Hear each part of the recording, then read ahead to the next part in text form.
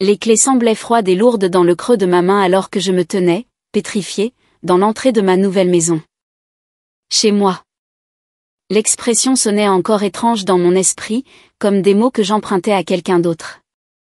6 mois plus tôt, je n'étais rien de plus qu'une pensée après coup pour la famille. La fille qui, d'une manière ou d'une autre, organisait chaque rassemblement mais ne figurait jamais sur la liste finale des invités.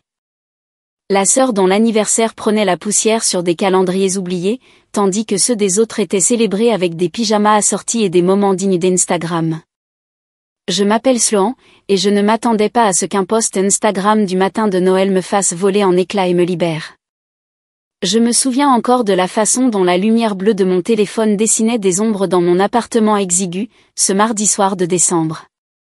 Un autre défilement distrait avant de dormir, après une journée de réunion avec des clients et de dates butoirs. Puis mon pouce s'est arrêté, figé au-dessus de la dernière publication de ma sœur Scarlett. Ils étaient là. Toute ma famille, réunie autour de notre sapin de Noël d'enfance. Celui que j'aidais à décorer, ornement par ornement. Un souvenir que je pouvais réciter par cœur. Le sourire radieux de maman, ses cheveux argentés captant la lumière du matin. Papa se penchant pour lui chuchoter quelque chose qui la faisait rire. Mon frère Sébastien avec sa femme et ses enfants parfaits dans ses ridicules pyjamas assortis. Et Scarlett, 28 ans, rayonnante, exhibant un magnifique bijou. Meilleur Noël de tous les temps avec la famille.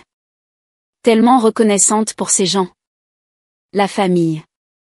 Quelque chose s'est fracturé en moi en lisant ces 2 petits mots. J'avais 32 ans et je n'avais pas été invitée à une fête de famille depuis 6 ans. Ni Noël, ni Thanksgiving, pas une seule célébration où les familles sont censées se réunir et se rappeler qu'elles appartiennent les unes aux autres. L'ironie amère, c'est que j'étais autrefois le cœur battant de notre famille. Celle qui appelait tout le monde des semaines à l'avance, coordonnait le menu, s'assurait que nous avions tous les ingrédients pour la fameuse farce de maman. J'étais le ciment jusqu'à ce que, soudainement, sans avertissement ni raison, je devienne invisible. Au début, je me suis dit que ce n'était qu'un oubli. Vous savez comment les familles peuvent être. Tout le monde suppose que quelqu'un d'autre s'est occupé de l'invitation. Alors, je me présentais quand même, et ils avaient l'air surpris, mais m'accueillaient avec cette énergie légèrement gênante qui vous donne la chair de poule. Puis, le schéma est apparu avec une clarté brutale. J'appelais maman pour demander les horaires du dîner et elle me donnait des réponses vagues et évasives qui me laissaient dans l'incertitude. Oh, on fait juste quelque chose de simple cette année, disait-elle, la voix tendue par quelque chose que je ne pouvais nommer. Ou pire, on n'était pas sûr que tu serais libre. Comme si mon agenda avait été perpétuellement plein pendant 6 années consécutives. Plus tard, je verrais les preuves étalées sur les réseaux sociaux, des réunions de famille complètes avec des parents éloignés, les visages de tout le monde rayonnant d'appartenance, tout le monde sauf moi. Le point de rupture a eu lieu il y a 4 ans, le jour de la fête des mères. Ce souvenir brûle encore comme une blessure fraîche chaque fois que je me permets de le revisiter. J'ai appelé maman 3 jours avant, ma voix chaude d'anticipation. Salut, maman. Je veux passer dimanche pour t'apporter des fleurs et passer un peu de temps avec toi. Le silence qui a suivi a duré si longtemps que j'ai vérifié mon téléphone pour m'assurer que l'appel n'avait pas été coupé. Quand elle a finalement parlé, sa voix portait le poids indubitable de la réticence. Oh, dit-elle, la seule syllabe atterrissant comme une pierre. Eh bien, d'accord. Oui, passe. Pas exactement l'enthousiasme que l'on attend d'une mère dont la fille veut la célébrer, mais j'ai mis le doute de côté. Je lui ai acheté ses roses blanches préférées, dépensant bien plus que je n'aurais dû pour un bouquet qui finirait par se faner dans ma propre cuisine. Je portais la robe bleue qu'elle avait un jour complimentée, celle qui me donnait confiance en moi et me faisait me sentir soignée. Le trajet de 45 minutes jusqu'à leur maison de banlieue était plein d'espoir. Les roses étaient posées sur mon siège passager comme une offrande de paix, leur parfum remplissant la voiture de possibilités. Il n'y avait personne à la maison. Je suis restée sur leur porche pendant 15 minutes, sonnant avec un désespoir croissant. Chaque sonnerie sans réponse faisant écho au vide qui se propageait dans ma poitrine. J'ai appelé tous les numéros que j'avais. Le portable de maman est tombé directement sur la messagerie vocale. Le téléphone de papa, pareil. Sébastien et Scarlett n'ont jamais répondu. Pendant tout ce temps, ces parfaites roses blanches tremblaient dans mes mains alors que la brise printanière se levait. Je n'arrêtais pas de penser qu'il devait y avoir une urgence. Peut-être que quelqu'un était à l'hôpital. Peut-être qu'il y avait une explication raisonnable à la disparition de toute ma famille le jour de la fête des mères alors qu'ils savaient que je venais. Je suis rentrée chez moi dans un brouillard de confusion et de douleur, mais je me suis accrochée à l'espoir comme à une bouée de sauvetage. J'ai placé ces roses coûteuses dans un vase sur la table de ma cuisine et j'ai attendu que quelqu'un, n'importe qui, appelle pour expliquer. Puis Scarlett a posté les photos. Brunch de la fête des mères chez Harper's avec la meilleure famille du monde. Ils étaient tous là, riant autour de mimosas et de bénédictes dans ce restaurant chic du centre-ville. Maman portait un corsage, pas mes roses blanches, mais d'autres fleurs que quelqu'un d'autre lui avait offertes. Ils avaient planifié cela, fait des réservations, passé la matinée ensemble à célébrer la femme qui nous avait élevés, et aucun d'entre eux n'avait pensé à m'inclure. C'est là que j'ai arrêté d'essayer. À quoi bon continuer à tendre la main à des gens qui ne voulaient manifestement pas qu'on la leur tende ? J'envoie toujours les SMS d'anniversaire obligatoires parce que certaines habitudes ont la vie dure, mais j'ai arrêté de poser des questions sur les fêtes. J'ai arrêté de prétendre que je faisais partie de ce qu'ils avaient en cours. Et voici le coup de grâce. Personne n'a remarqué. Personne n'a appelé pour demander où j'étais ou pourquoi j'étais devenue silencieuse.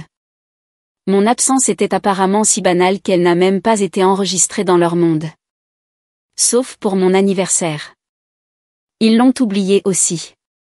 Chaque année, l'anniversaire de Sébastien en mars signifiait un grand dîner de famille dans un restaurant à la mode. La célébration de Scarlett en juillet justifiait une fête au bord de la piscine chez papa et maman avec tous leurs amis. L'anniversaire de maman en février et celui de papa le 1er novembre étaient des événements sacrés sur le calendrier familial.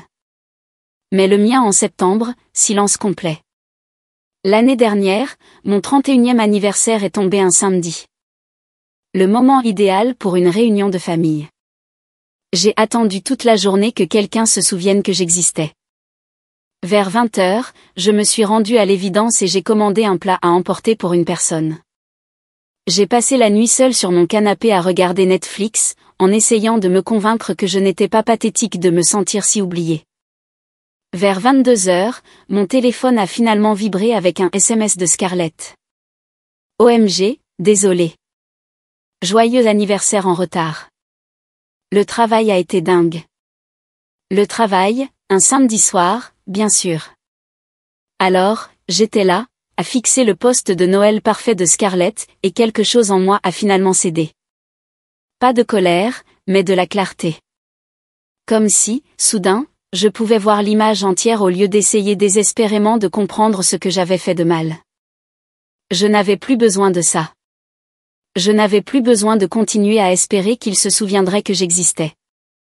Je n'avais plus besoin de continuer à sentir qu'il y avait quelque chose de fondamentalement brisé en moi parce que ma propre famille me traitait comme une obligation gênante. Ce dont j'avais besoin, c'était de mon propre espace, de ma propre vie, de mon propre fichu sapin de Noël si j'en voulais un. J'ai fermé Instagram et ouvert mes contacts. Alison Parker était mon amie agent immobilier depuis l'université, et elle m'avait toujours dit de l'appeler quand je serais prête à acheter. J'étais plus que prête. Elle a décroché à la 3e sonnerie. Sloan, ça fait une éternité. Comment vas-tu? Je vais bien. En fait, je vais très bien. La certitude dans ma voix m'a surprise moi-même. Écoute, tu te souviens que tu as toujours dit que tu m'aiderais à trouver une maison quand je serais prête? Je suis prête. Sérieusement? C'est génial. Qu'est-ce que tu cherches?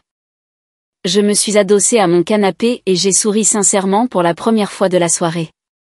Quelque chose de sympa. Pas immense, mais sympa.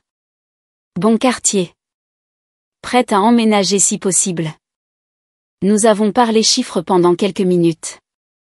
Il s'est avéré que toutes ces années à ne pas dépenser d'argent pour de grandes vacances en famille ou des cadeaux de groupe ou toutes les choses que font les gens avec des familles proches m'avaient laissé des économies impressionnantes. L'ironie ne m'a pas échappé. Leur rejet m'avait par inadvertance aidé à m'offrir ma liberté. Après avoir raccroché, j'ai senti une étrange légèreté dans ma poitrine, comme si j'avais retenu ma respiration pendant 6 ans et que je m'étais enfin souvenu comment expirer. Les 6 semaines suivantes se sont déroulées comme une séquence de rêves. Allison m'a trouvé la maison parfaite, une petite maison de style colonial bleu sur Oakwood Lane qui venait d'être mise sur le marché. Le propriétaire déménageait pour le travail et voulait la vendre entièrement meublée. Dès que j'ai franchi le seuil, j'ai su que c'était ça. La lumière du soleil se déversait à travers de grandes fenêtres, peignant de la chaleur sur les parquets. La cuisine rénovée brillait avec ses comptoirs en granit et ses appareils en acier inoxydable. 2 chambres à l'étage promettaient à la fois du repos et un bureau à domicile. Le petit jardin arrière disposait d'un patio en pierre parfait pour le café du matin et la contemplation du soir. Tout semblait intentionnel et accueillant, un canapé gris doux, un cadre de lit en bois blanc, même de la vaisselle de qualité dans les placards. Ce n'était pas seulement une maison. C'était le cadre d'une vie que je voulais vraiment vivre. J'ai fait une offre cet après-midi-là. 2 jours plus tard, elle était acceptée. 5 semaines après avoir décidé de changer ma vie, je me tenais dans ma propre maison avec mes propres clés. Chez moi. Le mot avait encore un goût inhabituel mais de plus en plus doux. Je devrais mentionner que je travaille chez Horizon Marketing en tant que directrice de compte senior. 3 ans plus tôt, il m'avait promu pour gérer nos plus gros clients, ce qui s'accompagnait d'une augmentation de salaire substantielle. C'est ainsi que j'ai réussi à économiser autant pour cette maison. Ma famille n'a aucune idée de ce que je fais ni de ma réussite. Ils n'ont jamais demandé.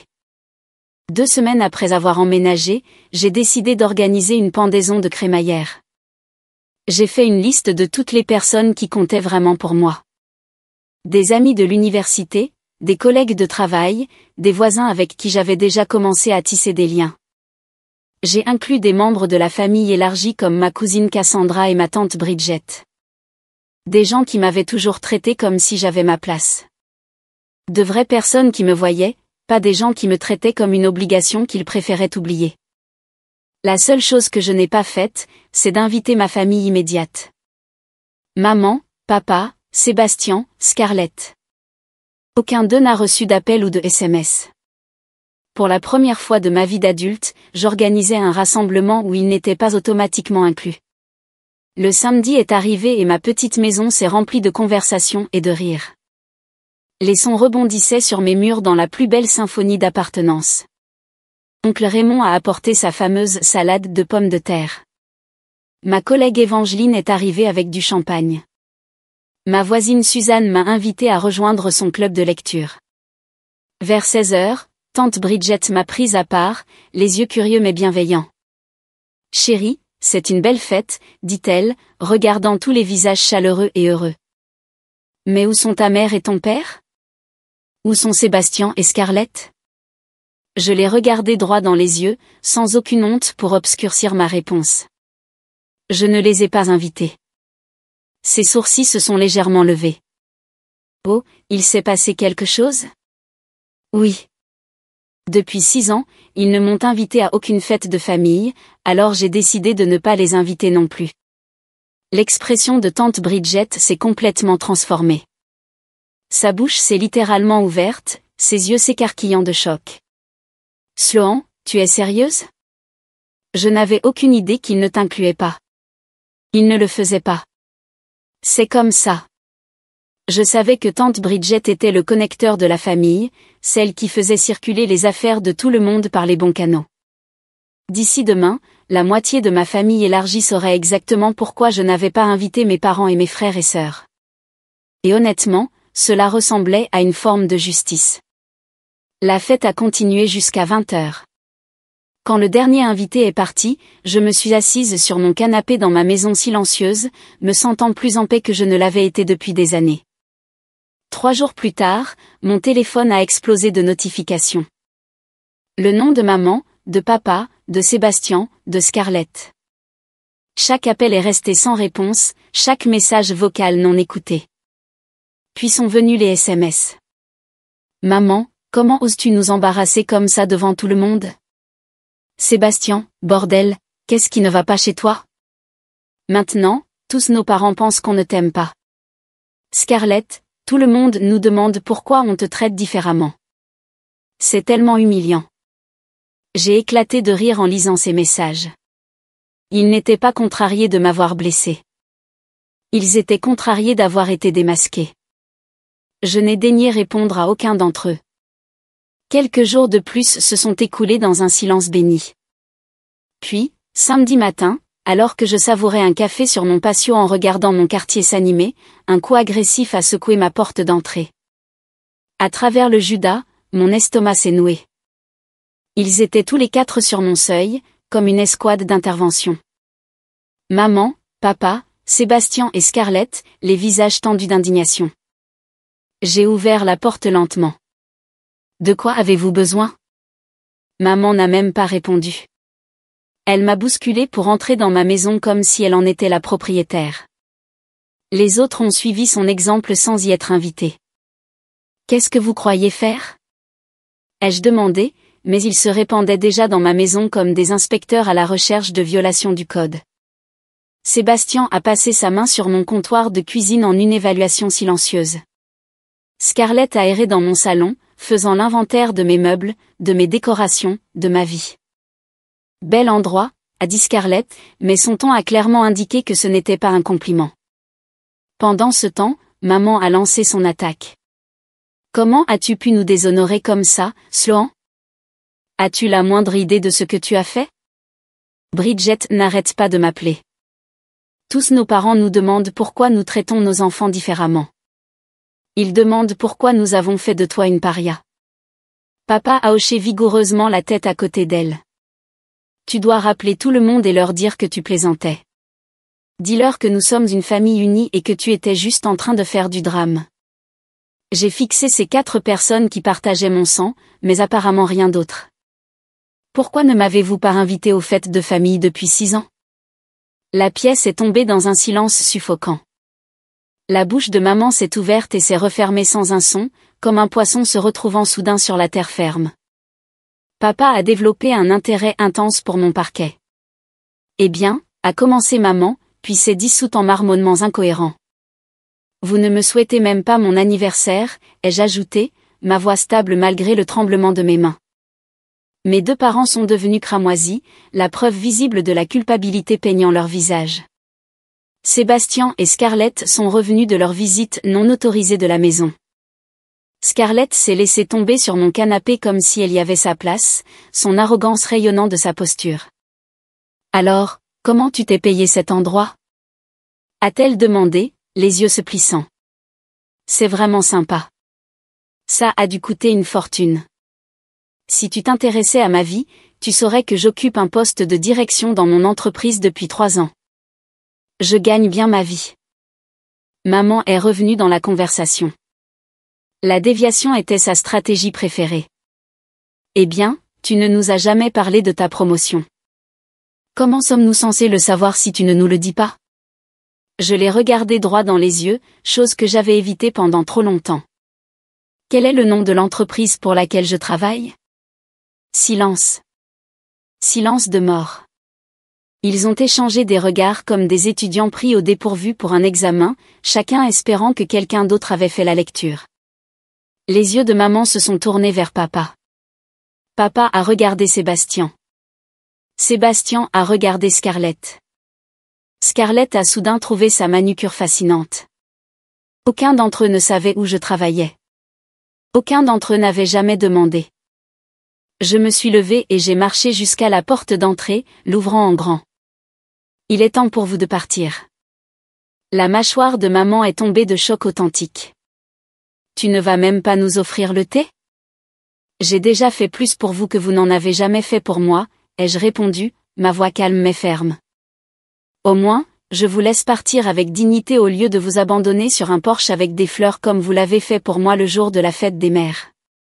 Le visage de maman est devenu encore plus rouge. Elle a ouvert la bouche pour protester, puis l'a refermée sans parler. Un par un, ils sont sortis de ma maison. Papa n'a pas voulu croiser mon regard. Sébastien a secoué la tête comme si j'étais la déraisonnable. Scarlett s'est arrêtée sur le seuil. Ce n'est pas fini, a-t-elle prévenu. Si, ça l'est, ai-je répondu et j'ai fermé fermement la porte derrière elle. Je me suis appuyée contre elle, écoutant leurs chuchotements animés dans mon allée avant que les portières de voiture ne claquent et qu'ils ne s'en aillent, emportant leur énergie toxique avec eux. Après leur départ, je m'attendais au silence. Je pensais qu'ils se retireraient pour lécher leurs plaies et prétendraient ensuite que rien de tout cela ne s'était produit. Mais apparemment, ma famille n'abandonne pas si facilement quand son image est en jeu. 3 jours plus tard, un email de papa est apparu dans ma boîte de réception. Objet, invitation à un dîner de famille. J'ai failli le supprimer sans le lire, mais la curiosité l'a emporté. Cher Sloan, ta mère et moi aimerions t'inviter à dîner ce dimanche à 18h. Nous aurons du rôti de bœuf et une cocotte de patates douces. Nous espérons que tu pourras te joindre à nous. Amicalement, papa. Le ton formel semblait étrange et impersonnel, comme si j'étais une connaissance lointaine qu'ils incluaient à contre-cœur. Je l'ai supprimé sans répondre. Le lendemain, Scarlett a envoyé un SMS. Tu veux faire du shopping ce week-end? Il y a des soldes chez Nordstrom, et j'ai pensé qu'on pourrait passer du temps ensemble comme au bon vieux temps. Le bon vieux temps? Quel bon vieux temps? Nous n'avions pas partagé une virée shopping depuis mes années d'université. Je l'ai laissé en lu. Sébastien a essayé une approche différente. Il a envoyé par email des photographies de notre enfance. Une le montrant en train d'apprendre à moi, 6 ans, à faire du vélo, tandis qu'il se tenait protecteur à 10 ans. Une autre nous capturait tous les 3 en train de construire un bonhomme de neige dans le jardin, nos joues rougies par le froid et la joie. Son message disait simplement, « Tu te souviens quand on était proches ? Ces jours me manquent. » J'ai regardé ces images pendant un long moment, sentant le poids de ce qui avait été perdu. Nous avions été proches, autrefois, avant qu'il ne décide que je ne valais pas la peine d'être gardé. J'ai fermé l'email sans répondre. Une semaine s'est écoulée avec d'autres tentatives. Maman a laissé des messages vocaux demandant si j'avais besoin d'articles ménagers. Papa a envoyé une autre invitation à dîner. Scarlett a appelé 2 fois. J'ai maintenu mon silence.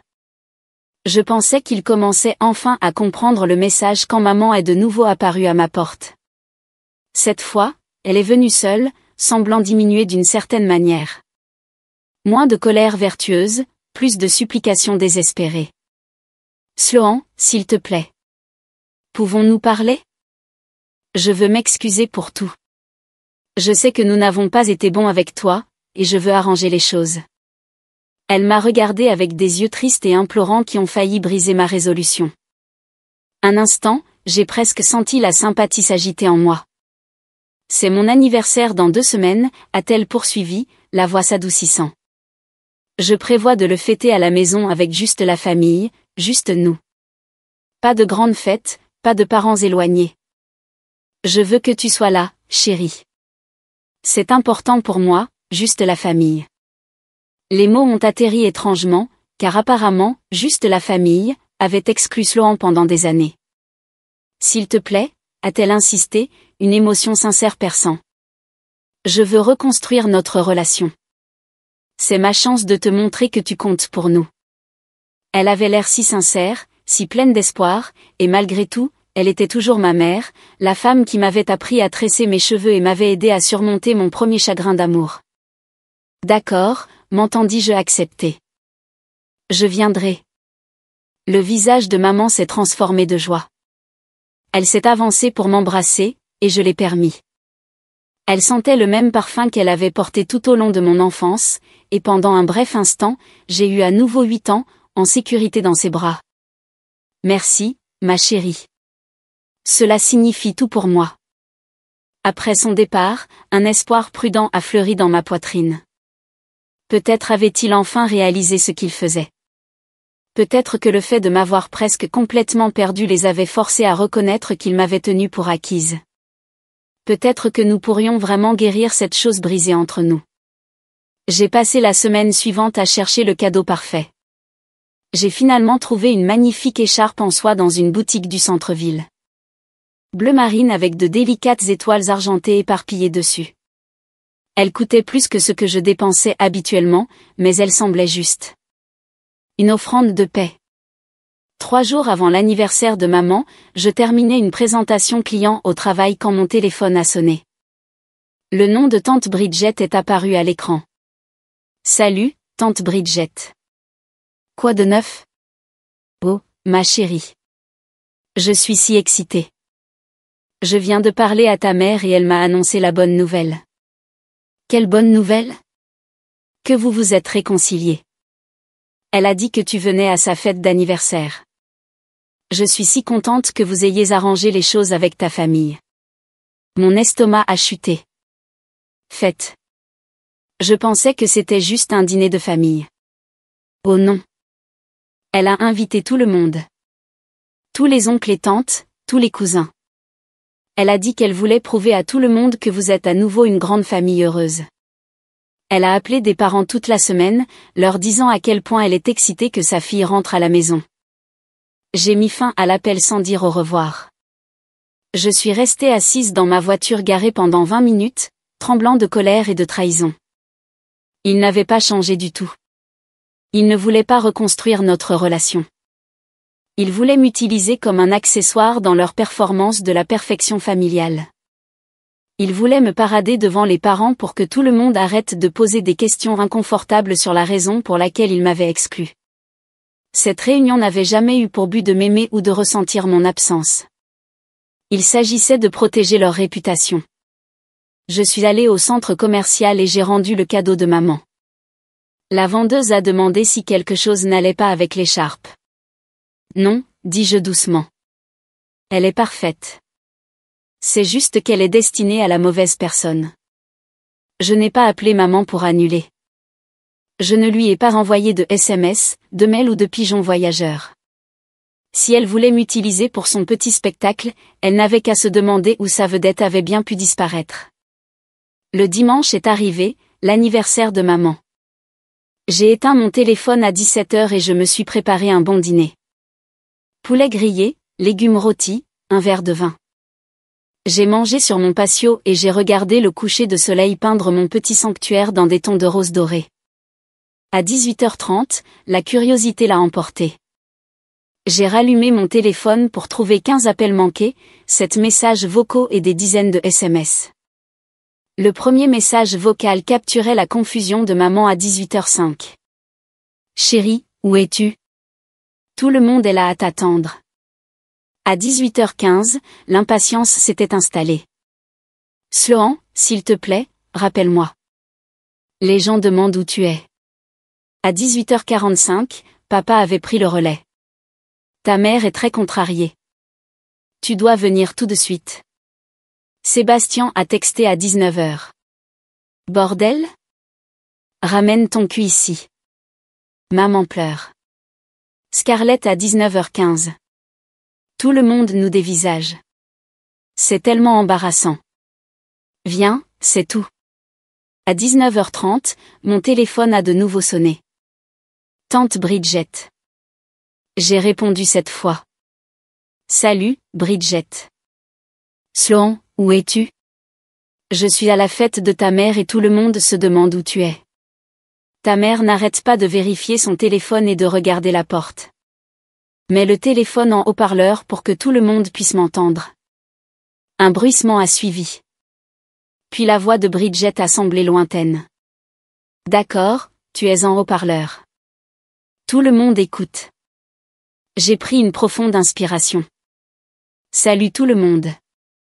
Je veux que vous sachiez tous que lorsque ma mère m'a invité à cette fête, elle m'a dit que ce ne serait que la famille immédiate. Elle a dit que ce serait un petit dîner juste entre nous. Elle n'a pas mentionné qu'elle vous invitait tous. Des murmures ont parcouru l'arrière-plan. Elle m'a menti parce qu'elle voulait m'utiliser pour vous prouver à tous que nous étions une famille heureuse. Mais nous ne le sommes pas. Depuis 6 ans, ils ne m'ont invité à aucune fête ou anniversaire. Pas un seul. Et maintenant, ils veulent prétendre que tout va bien juste pour sauver la face.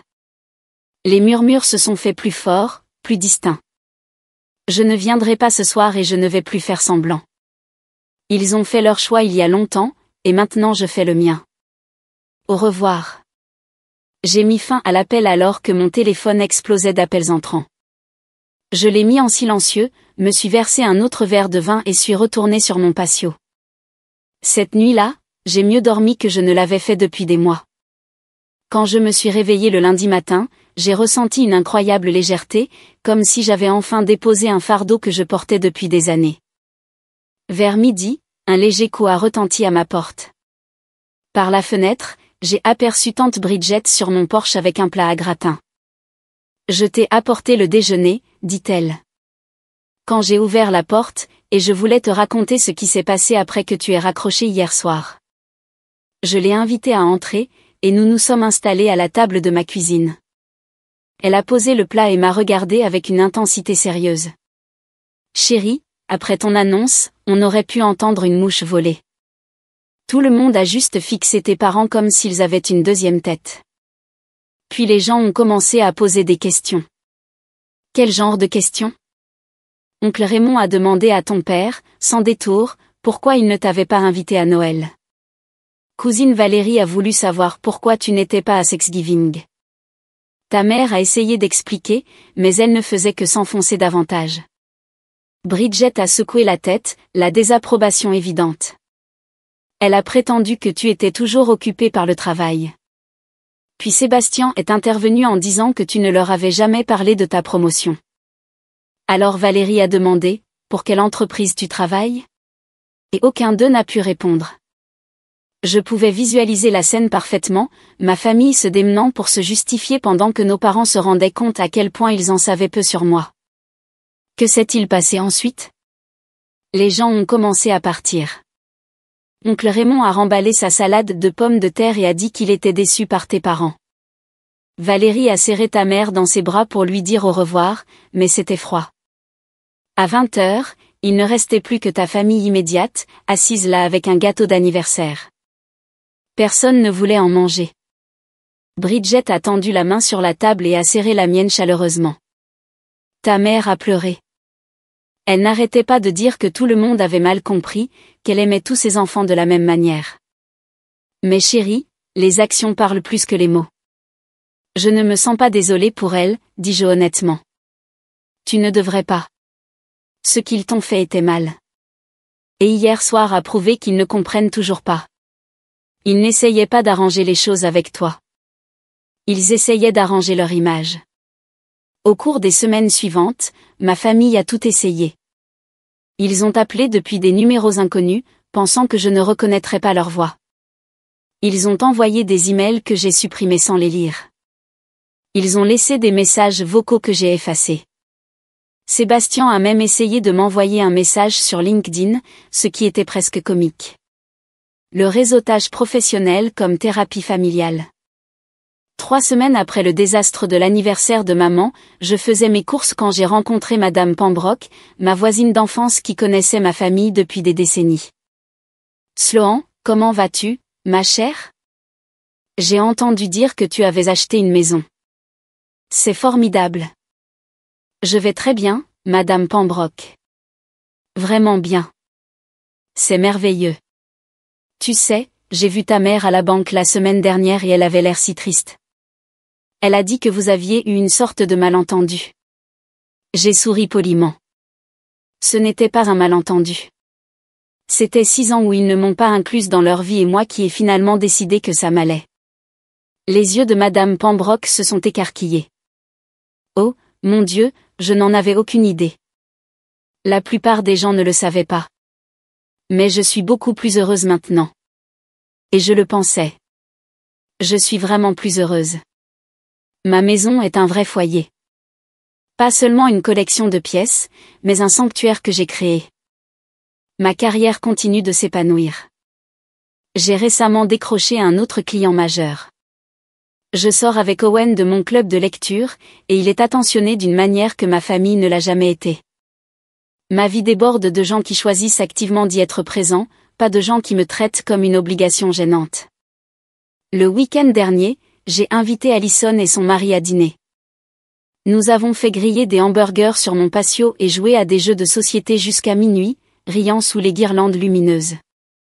Personne n'a mentionné ma famille ni demandé pourquoi ils n'étaient pas là. Personne ne m'a fait sentir qu'il manquait quelque chose d'essentiel, parce que rien ne manque. J'ai tout ce dont j'ai besoin.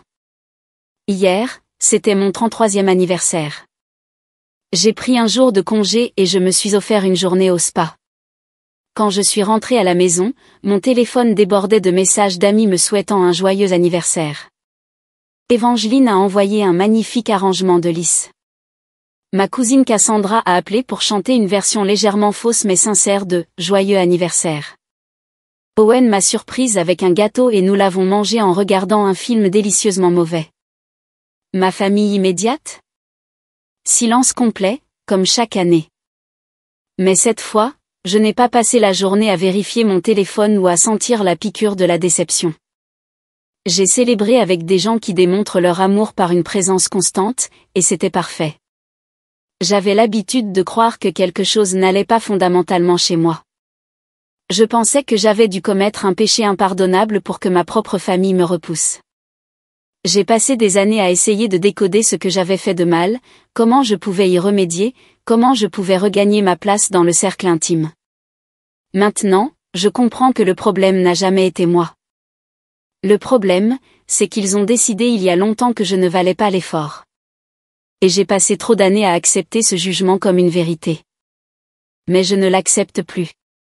Je connais ma valeur maintenant. Et elle n'est pas déterminée par le fait que mes parents se souviennent de mon anniversaire ou m'incluent dans les photos de vacances. Je construis mes propres traditions maintenant. Je crée ma propre famille à partir de personnes qui choisissent de m'aimer de manière constante, et non conditionnelle. Et pour la première fois depuis des années, je suis sincèrement enthousiaste quant à mon avenir. Mes parents de sang peuvent garder leur petite bulle parfaite où je n'existe pas. Moi, je garderai ma vie authentique et imparfaite où je compte vraiment. Et honnêtement, j'y ai gagné au change. Merci de m'avoir écouté, et si vous avez aimé cette histoire, partagez-la avec d'autres qui pourraient avoir besoin d'entendre que parfois, lâcher prise est le plus grand acte d'amour-propre. N'oubliez pas de commenter et de vous abonner pour plus d'histoires sur la découverte de sa valeur au-delà du rejet. N'oubliez pas, la famille, ce n'est pas toujours ceux avec qui on est, mais ceux avec qui on choisit de créer des liens.